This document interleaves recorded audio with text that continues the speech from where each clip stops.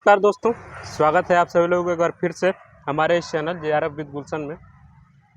हाँ, हम लोग जो है टॉपर्स से जो बातचीत कर रहे हैं उसी सिलसिले में आज हम मिलने वाले हैं अखिलेश जी से, जिन्होंने संस्कृत विषय से इस बार जेआरएफ क्वालिफाई किया है। तो आइए मिलते हैं उनसे और जानते हैं कि उन्होंने कौन कौन सी रणनीति को फॉलो किया था और वो जो है आपसे क्या बातचीत जो है वो करना चाहते हैं। सबसे पहले आपका बहुत बहुत स्वागत है अखिलेश जी। हमारे दर्शकों को अपने बारे में कुछ बताइए कि आपका जो ग्रेजुएशन कहाँ से हुआ है और पोस्ट ग्रेजुएशन कहाँ से हो रहा है। नमस्ते सब लोगों को। रामाय रामभद्राय रामचंद्राय वेद से रघुनाथाय नाथाय सीताया पतये। मैंने संस्कृत की प्रारंभिक शिक्षा चित्रकूट से श्री राम संस्कृत महाविद्यालय वहाँ से प्रारंभ की और फिर उसके बाद बनारस में 11-12 श्री रणवीर संस्कृत महाविद्यालय से की। उसके बाद शास्त्री हमने SBDB संकाय से किया और इस समय हमारा MA सेकेंड ईयर चल रहा है जो आर्ट फैकल्टी से चल रहा है PHU में। संस्कृत विषय से? जी, संस्कृत से। तो आपकी प्रारंभिक शिक्षा भी प्रॉपर गुरुकुल पद्धति से ही हुई है? जी जी। और आप रहने वाले कहाँ के हैं? हम रहने वाले बांदा जिला है हमारा, एक बघेलावाड़ी ग्राम है, वहीं से है। और आपने बताया कि आपने जो 11वीं-12वीं की जो पढ़ाई रणवीर संस्कृत विद्यालय से की, जो एक BHU का शाखा ही माना जाता है। जी, BHU का। तो उसमें जो है अगर कोई एडमिशन लेना चाहता है तो उसके लिए एंट्रेंस वगैरह का देना वहाँ पड़ता पे है? अगर आप किसी छोटे बच्चे को 5 से लेकर के या 1 से लेकर के आप 8 तक भर्ती करना चाहते हैं तो वहाँ पे वो चिट निकालते हैं, वो जो होता है उसी अनुसार भर्ती होती है। लॉटरी सिस्टम रहता है। और 8 के बाद अगर जो आप किसी को भर्ती करना चाहते हैं वहाँ पे भी एंट्रेंस टेस्ट होता है। तो वहाँ पे हमने दिया था एंट्रेंस, तो हमारा 11वीं में दूसरा स्थान आया था। तो और अगर बात करें कि आप शुरू से गुरुकुल पद्धति से जुड़े हुए हैं, तो आप जिस क्षेत्र से आते हैं क्या वहाँ ऐसा प्रचलन है? कहते हैं कि हम लोग गुरुजनों से कहानियाँ सुने कि जो चित्रकूट स्थान था वो पहले दूसरा काशी कहा जाता था। वहाँ ऐसे ऐसे संस्कृत के, व्याकरण के, दर्शन, साहित्य के विद्वान पाए जाते थे कि कोई वहाँ के विद्वान जब यहाँ आते थे तो यहाँ के विद्वान भी मानते थे कि हाँ कोई विद्वान आया है, कोई पंडित आया है कहीं से शास्त्रार्थ करने के लिए। वहाँ की एक व्यवस्था थी।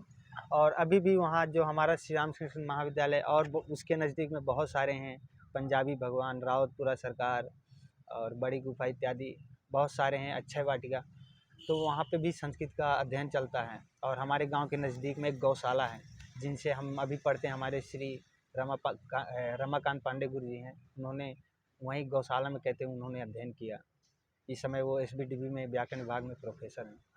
यहाँ जी, मतलब कि आप जिस क्षेत्र से आते हैं वहाँ का पूरा वातावरण संस्कृतमय है जी। और गुरुकुल पद्धति का वहाँ बोलबाला है। और आपने जब इस पद्धति को चुना होगा तो उस समय क्या आपने ऐसा कुछ सोचा था कि मुझे जो इसमें इस पद्धति को पढ़ते हुए ये करियर जो है बनाना है? इतना सोचे नहीं थे हम। जब गांव में पढ़ रहे थे प्राइवेट में तो हमें इंग्लिश मीडियम में जाना था पढ़ने के लिए, लेकिन हमारे बगल का एक दोस्त है, मतलब हमारे पारिवारिक ही लड़का है, उसने अचानक यहाँ श्री राम संस्कृत महाविद्यालय में फार्म भर दिया। तो हमारे घर वाले ने कहा आप भी भर दीजिए, तो हमने भी वहीं भर दिया। तो संस्कृत में वहाँ से हमारा प्रवेश हो गया। अच्छा, मतलब आपका जो शुरुआती लगाव था वो इंग्लिश मीडियम के प्रति ज़्यादा था? हाँ, हमें सतना से इंग्लिश मीडियम में करना था। तो कहीं अब आप ये सोचते हैं कि मैं अगर संस्कृत विषय ना पढ़ा होता तो मेरा बेहतर भविष्य जो इंग्लिश मीडियम में ऐसा होता, वो कहीं मलाल एक ऐसा कुछ है? ऐसा कोई मलाल नहीं होता। अगर मैं, लेकिन इसका विपरीत सोचता हूँ, अगर जो मैं संस्कृत में नहीं आया होता और इंग्लिश में गया होता तो मेरे आध्यात्मिक जो ज्ञान है मेरे जीवन का, उससे मैं हीन रहता।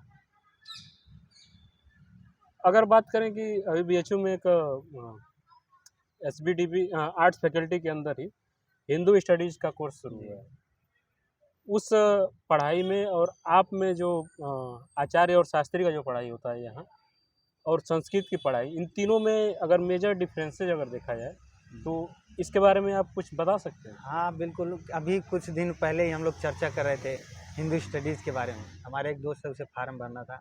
उसने एमए का तो भर दिया, कहा हिंदू स्टडीज़ का भी भर देते। तो हमने कहा कि उसका तो विषय तो सिमिलैरिटी बहुत ज़्यादा विषय में, क्योंकि जो हिंदू स्टडी का 19-20 का आंकड़ा ही रहता है तीनों में, लेकिन और जो आर्ट फैकल्टी एमए में संस्कृत के जो विषय लगे हुए हैं और इधर हमारे एसबीडीबी में जो विषय लगे हुए हैं, बस इतना अंतर है कि एमए में जो विषय सब्जेक्ट लगे हुए हैं उन विषयों में कोई जैसे साहित्य हो गए, दर्शन, व्याकरण इत्यादि, वेद हो गए, इनका ऊपरी विषय जो प्रारंभिक विषय है, जैसे हमें वेद में प्रवेश करना है तो वेद में प्रवेश करने के लिए जो प्रकरण ग्रंथ है वो वेद एमए में लगे हैं। लेकिन जो प्रकरण ग्रंथ के आगे जब हम अगली सीढ़ी में जाते हैं, वो अगली सीढ़ी में जाने के लिए जो अगली सीढ़ी में जो विषय हैं वो हमारे एसबीडीबी में मिलेंगे आपको। एसबीटी लाइक जैसे लघु व्याकरण की एक लघु सिद्धांत कौमुदी है, तो वो व्याकरण में प्रवेश करने के लिए एक प्रकरण ग्रंथ आप कह दें, प्रारंभिक प्रवेश के लिए लघु सिद्धांत कौमुदी है।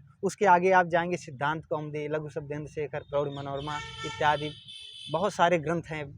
परंपरा एक चलती है व्याकरण की, तो इस प्रकार से अंतर आप जान सकते हैं। और अगर इन दोनों के तुलना में अगर बात करें, अभी जो नया स्टडी जो शुरू हुआ है हिंदू स्टडी में कहते हैं कि अब जिस प्रकार इनमें थोड़ा सा अंतर है आर्ट फैक एमए में और एसबीडीबी में, शास्त्री के आचार्य में, उसी प्रकार अंतर आप यहाँ भी ले सकते हैं कि आर्ट में और इधर हिंदू स्टडी में अंतर आप देख सकते हैं कि कुछ विषय इधर लगे हुए, कुछ नहीं लगे हुए हैं। ऐसा मैं बात कर रहा था एक लोग से, तो उन्होंने बताया कि संस्कृत जो है, अगर आप संस्कृत से एमए कर रहे हैं तो वो जो है आप बस एक भाषा को पढ़ते हैं, और अगर आप हिंदू स्टडी में पढ़ते हैं तो वहाँ आप हिंदू धर्म को पढ़ते हैं। तो ऐसा है? हिंदू धर्म ही संस्कृत है। अब संस्कृत से अलग नहीं है, संस्कृत से अभिन्न है हिंदू धर्म। अगर जो आप हिंदू धर्म को जानना है उसके लिए आपको संस्कृत को जानना होगा, तो उससे अलग नहीं है। वो लोग अच्छी प्रकार से भी नहीं जानते हैं जो लोग ऐसा बोलते हैं। उनको हिंदू धर्म को जानने के लिए आपको संस्कृत को जानना जरूरी है। बिना संस्कृत को जाने आप हिंदू धर्म को नहीं जान सकते हैं। नहीं, उन्होंने जो बताया था कि संस्कृत जो है एकमात्र भाषा बोली जा सकती है, जो आर्ट्स फैकल्टी के अंदर चलता है, और आचार्य जो है पूरा हिंदू धर्म के जो अंदर जो कर्म कांड वगैरह हैं इन सबको उसमें पढ़ा जाता हमने है। संस्कृत पढ़ने वाले विद्यार्थी को हम लोग जाते हैं, हम गुजरात में भी रहते हैं, तो संस्कृत पढ़ने वाले को गांव में भी जाते हैं तो संस्कृत पढ़ने वाले को लोग यही समझते हैं कि ये कर्मकांड कराएगा, पूजा इत्यादि कराएगा।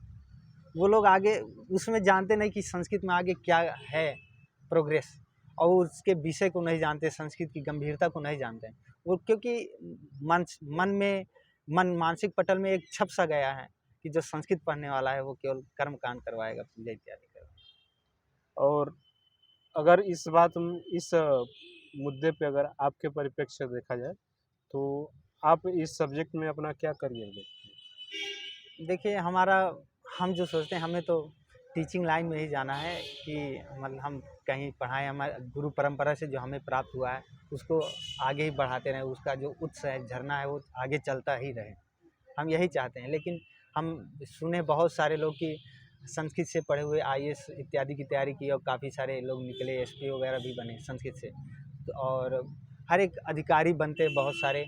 हमारे एसबीडीबी के बहुत सारे गुरुजन हैं कि कहाँ कहाँ पहुँचे हुए हैं संस्कृत के माध्यम से। तो हम ये नहीं कह सकते संस्कृत का क्षेत्र बहुत संकीर्ण है, उसका संस्कृत का भी क्षेत्र बहुत ही विस्तृत हुआ। सभी विषयों की तरह से इसका भी क्षेत्र लगभग, अगर आप गवर्नमेंट एग्जाम में जाते हैं तो और लगभग आप बराबर देख सकते हैं वैदिक विज्ञान केंद्र अभी खुला हुआ है, हम्म। इसमें नए नए रिसर्च होंगे या हो रहे होंगे। अभी ज़्यादा ज्ञान तो नहीं, लेकिन खुला है तो कुछ न कुछ कार्य तो हो ही रहा है।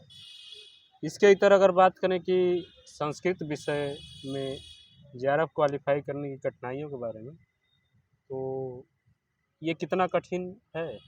हमने देखिए 25 कोर्स से हमने एमए फर्स्ट ईयर में ही हमारा जेआरएफ निकल गया था, और इस समय हम सेकेंड ईयर में हैं। तो हम ये सोचे कि एमए में 2 प्रकार के छात्र आते हैं, एक हमारे जैसे जो शास्त्री पढ़ के परंपरा से हर एक ग्रंथ को पढ़ करके आए, और एक बीए करके आते हैं छात्र एमए में।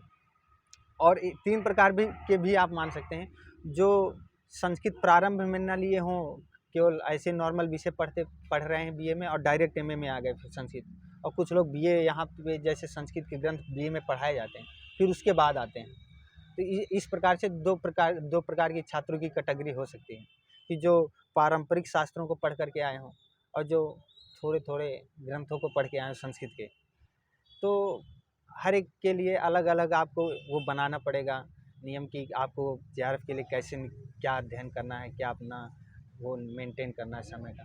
अगर आपकी बात करें कि आप जो है शुरू से ही गुरुकुल पद्धति से जुड़े हुए हैं, आपका ग्रेजुएशन भी शास्त्री में हुआ है और पीजी जो है आचार्य में अरे संस्कृत से हो रहा है, तो आप अपने नज़रिए से क्या कहना चाहते हैं कि अगर आपको सेम फॉलो करने वाला अगर कोई व्यक्ति है तो उसके लिए एग्ज़ाम कितना कठिन हो सकता है?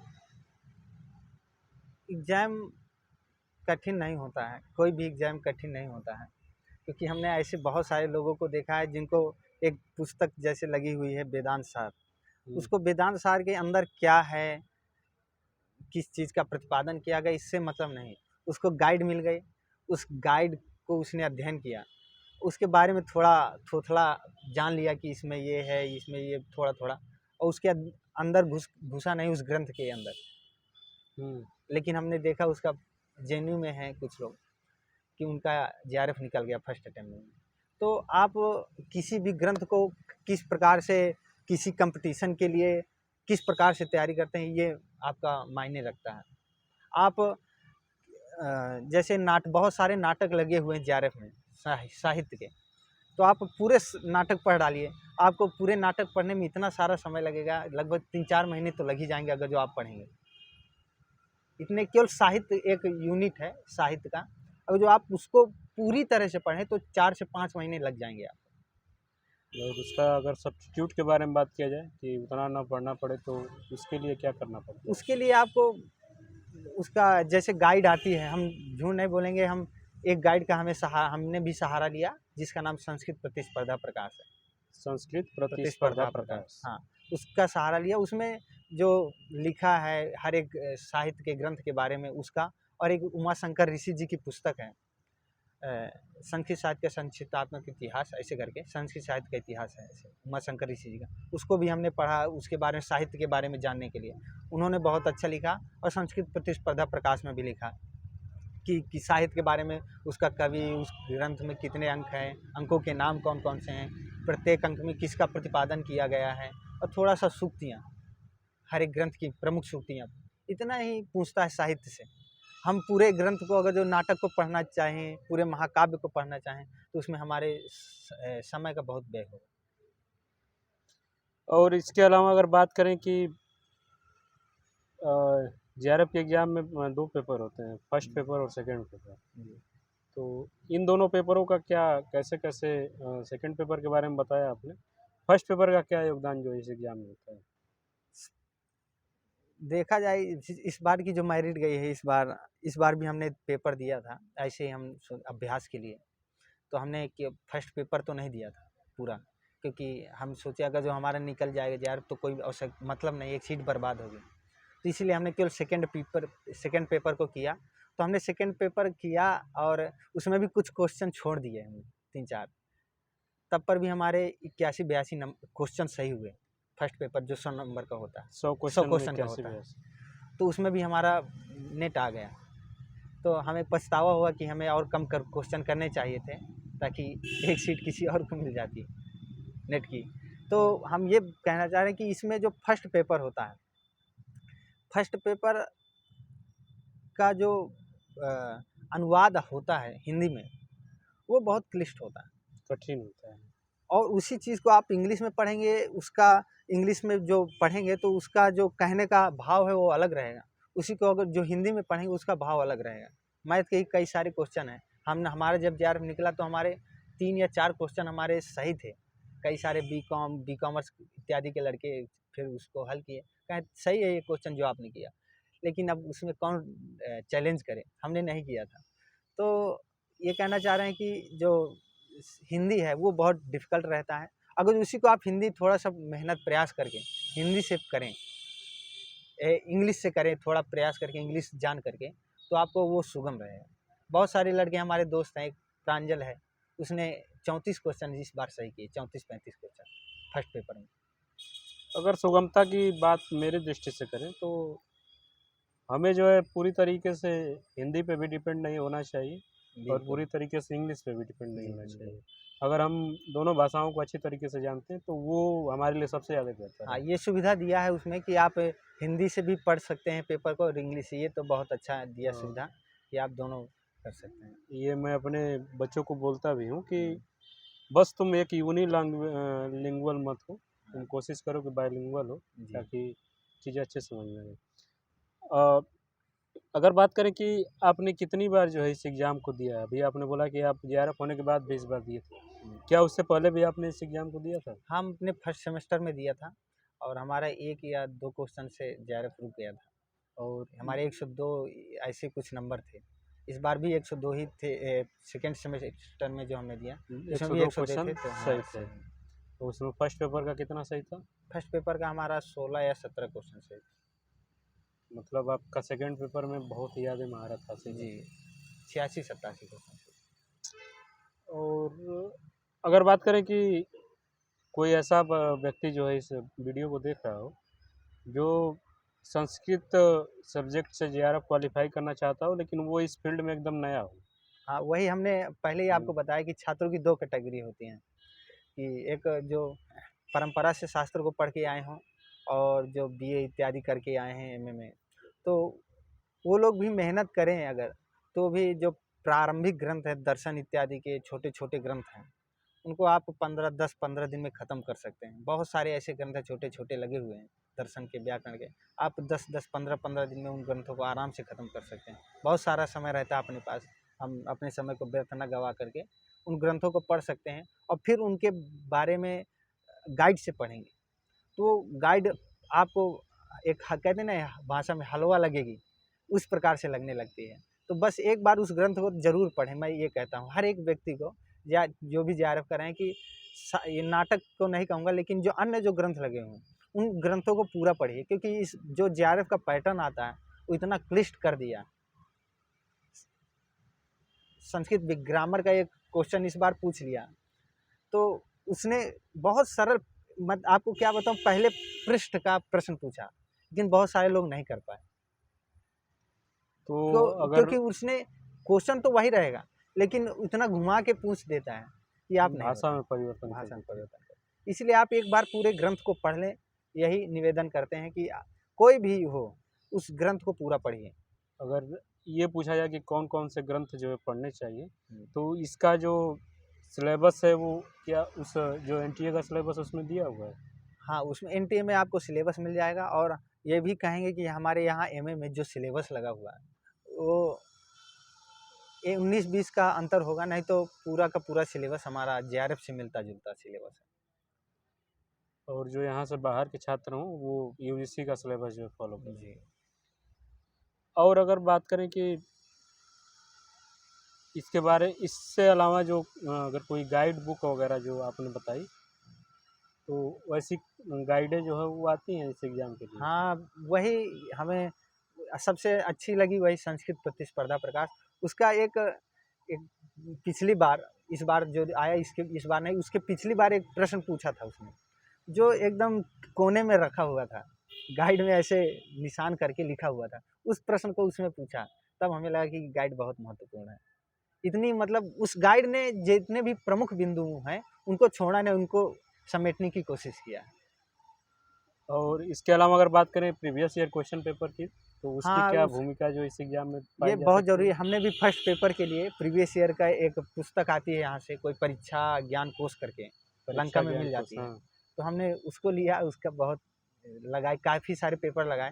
तो हम यही कहेंगे कि फर्स्ट पेपर में 2-3 चीज़ें होती हैं, वो आप कर सकते हैं, उसमें कोई दिक्कत नहीं रहती। एक मैथ हो गया, मैथ के 10 क्वेश्चन आ जाते हैं मैथ संबंधी, मतलब ये डीआई वगैरह और मूलधन इत्यादि के जो प्रश्न पूछते हैं वो हो गए, और रीजनिंग, इन सब मिलाकर के 10 क्वेश्चन मैथ संबंधी होते हैं और एक हायर एजुकेशन का पूछता है 5 प्रश्न। हुँ, हुँ। ये हायर एजुकेशन भी आपको मतलब बदलेगा नहीं, ये सब वही रहता है। इसके तो अलावा कॉम्प्रिहेंशन हो 15 गया, क्वेश्चन इस गद्य प्रकार हो से गया। कॉम्प्रिहेंसिव हो गया हुँ, और गद्य का जो 5 क्वेश्चन पूछता है, इसमें भी आपको सरलता मिल सकती है। इनमें अगर जो मेहनत करें अच्छे से, तो 25 से 30 क्वेश्चन अगर जो आप फर्स्ट पेपर में कर ले गए, तो फिर जो नए छात्र आते हैं, जो बीए हुए करके आते हैं यहाँ एमए में, तो उनके लिए दिक्कत नहीं होगी। जो बीए के छात्र होते हैं, हमें लगता है कि उनकी गति रहती है थोड़ी अदर सब्जेक्ट में, तो वो लोग थोड़ा सा फर्स्ट पेपर में ज़्यादा जोर दें, ताकि उनके 30 से कम क्वेश्चन जो है वो सही ना, लगभग 30 तो सही ही हो। और फिर इधर अगर जो आप 70-75 कर दिए 100 में, तब तो आपका JRF। आपके कितने क्वेश्चन सही थे सेकंड पेपर में? हमारे जब हमारा निकला था तो हमारे 86 या 87 क्वेश्चन ऐसे ही सही थे। 86-87 100 क्वेश्चन में 86-87 क्वेश्चन सही करना जो है किसी भी सब्जेक्ट के लिए बहुत कठिन माना जा सकता है। और आपने जिस तरीके से बताया कि उस गाइड के कोने में लिखा हुआ था इस क्वेश्चन का, तो हमें वो बहुत आपको दिखाता है कि आपने हमारा, लेकिन वो गलत था क्वेश्चन, हमारा सही नहीं था। हाँ, वो आपने एग्ज़ाम दे के आया होगा तब हाँ, देखा होगा। हाँ, नहीं, फिर भी आपका ये बताने के तरीके से लग रहा है कि आपने सेकंड पेपर में बहुत अच्छे से कमांड करने जी। की कोशिश की है। और इसके इतर अगर बात करें कि इसमें आगे पीएचडी के में इनरोल होने के लिए जी। कितना कंपटीशन है पूरे भारत? आपने बहुत अच्छा प्रश्न पूछा है। जितना कंपटीशन आपको JRF निकालने में नहीं है, उतना कंपटीशन आपको पीएचडी में इनरोल होने में। एनरोल होने में है। क्योंकि आप अब, लेकिन ये अच्छा किया सुने हैं कि सीईटी लगा दिया पीएचडी में। सीईटी लगाने से हम फ़ायदा हो सकता है छात्रों को, क्योंकि अधिकतर लोग जो जुड़े होते हैं गुरुजन लोगों से, उन्हीं का पीएचडी में एनरोल होता है। ऐसा ये हमने बहुत ऐसा लोगों को देखा है। सुनने में हमें भी मिलता है, लेकिन बात तो हमेशा ट्रांसपेरेंसी की जाती है कि सारी चीज़ें ट्रांसपेरेंट हो रही हैं। इनमें भी हो सकता है कुछ भी। लेकिन अभी जो जेएनयू में सुने भर्ती हुई, वो बहुत अच्छी हुई।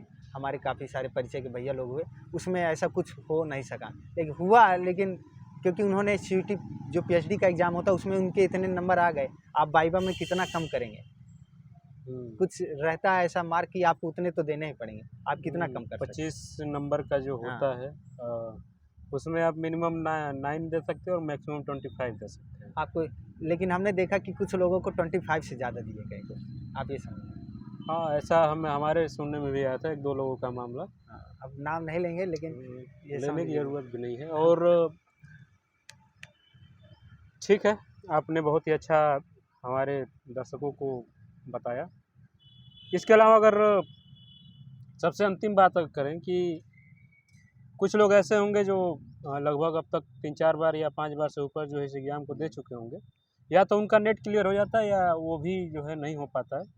तो उन लोगों को क्या सजेशन जो है आप देना चाहेंगे? हम ये सजेशन देना चाहेंगे कि मेरे से पहले जो इंटरव्यू एक भैया हमारे हुए, विजय शुक्ला भैया, उन्होंने अपने इंटरव्यू में शायद बताया हो या ना बताया हो, लेकिन वो उनका जो अंदर आत्मविश्वास था, उन्हें 2-3 बार दिया था, उनका नेट ही आया। 1-2 क्वेश्चन से उनका हर बार रुक जा रहा था JRF, लेकिन उनका हमने देखा उत्साह में 1% की कमी नहीं आई। हाँ, लोग ये बात तो उनसे बात करते हुए हमें लगी कि वो हमारे बहुत सीनियर थे, लेकिन ये नहीं लगा कि वो हमसे सीनियर हैं। हाँ। उनके अंदर जो मोटिवेशन और डेडिकेशन जो था वो बहुत हमारे ज़्यादा बराबर था। कूट करके भरा हुआ। हम लोगों को कहेंगे उनसे सीखिए, क्योंकि उन्होंने 1% भैया उनके अंदर ये नहीं रहा कि यार इस बार नहीं, अब मेरा मन नहीं कर रहा कि मैं तैयारी ना करूँ, ऐसा एक बार भी नहीं बोले। कहीं इस बार नहीं, अगली बार निकलेगा, अगली बार नहीं, अगली बार निकलेगा। मतलब वो डटे रहे। अंततः देखिए इस बार उन्होंने इतनी अच्छी मेरिट बनाई, इतनी अच्छी कि 106 पार चले गए, और शायद उनका हाईएस्ट होगा इस बार। इतना कठिन इस बार का जो पेपर आया था, काफ़ी कठिन आया था लेवल। आपको बता दें, JRF का जो सेकंड पेपर होता है संस्कृत का, वो काफ़ी हद जो नहीं पढ़े हैं एकदम से संस्कृत, उनके लिए तो बहुत ही ज़्यादा कठिन आया था। जो पढ़े उनके लिए भी कठिन आया था। तो मोटिवेशन और डेडिकेशन 2 ऐसी चीज़ें हैं जिसकी तर्ज पे इस एग्ज़ाम को पास किया जा सकता है। आपने इस वीडियो को अंत तक देखा, इसके लिए आप सभी लोगों को बहुत-बहुत धन्यवाद। और अखिलेश जी, आपको भी हमारे साथ जुड़ने के लिए बहुत-बहुत धन्यवाद। हमारी पूरी टीम की तरफ से आपको एक बार JRF क्वालीफाई करने के लिए बहुत-बहुत शुभकामनाएँ। और अगर आप अब तक इस वीडियो को देख रहे हैं तो वीडियो को लाइक कर दें, चैनल को सब्सक्राइब कर दें। और अगर कोई ऐसा शख्स है जिसे इस वीडियो की आवश्यकता हो सकती है, तो कृपया उसके तक इस वीडियो का लिंक जो है ज़रूर पहुँचाएँ। मिलते हैं किसी और वीडियो में किसी और टॉपर के साथ। तब तक के लिए आप लोग अपना ख्याल रखिए। Thank you so much.